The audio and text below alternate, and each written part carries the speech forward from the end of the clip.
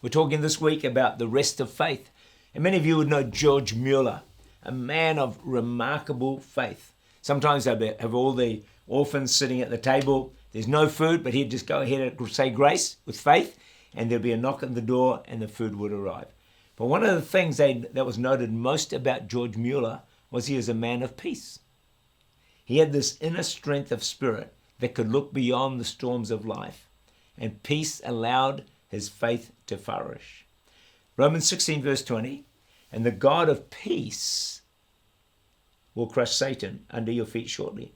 Amazing, the more we're at peace and rest, the more we can defeat the enemy. Rest is a powerful force in our lives. It's not all the striving and stressing and struggling. It's the rest of faith. Peace can defeat the enemy.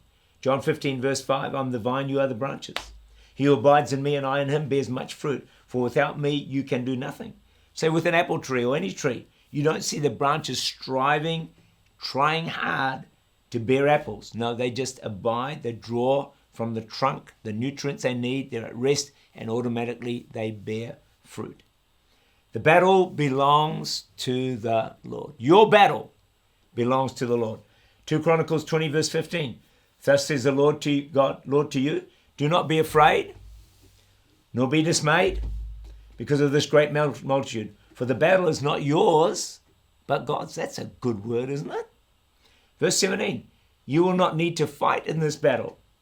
Position yourselves, stand still and see the salvation of the Lord who is with you, O Judah and Jerusalem. Do not fear or be dismayed. Tomorrow, go out against them. So they still have to do their part. Tomorrow, you go out against them, for the Lord is with you, and then the Lord is going to give you great victory. See, the rest of faith understands that it is God who fights our battles, not us trying to do it all in ourselves, in our own strength. We need to be responsible. We can't be slack. However, we also need to let God do the fighting for us. That's the rest of faith. We're involved, but our trust is in God to give us the victory. This man took over as pastor of a church known for having a lot of trouble. No pastor wanted that church. No one else would take it. But this guy took it. Fortunately, he had learned to rest in the Lord and trust God. When pastors asked him, they'd say, how goes the battle in that really tough church? He would reply, I don't have a worry in the world. They would talk about how he had the hardest church in the area, one problem after another. So they thought he must be worrying. People in the church would regularly call him, tell him their problems, but he refused to worry. He asked God to take care of them. And the result was every week, people were saved, baptized, and healed. God so blessed him that when he left, there were 40 applications for the church that nobody else had ever wanted to take on. How did he do it? Good question. He faithfully pastored, preached, and prayed. He was diligent. But he trusted God to work on his behalf. He had the rest of faith, and God worked wonderfully.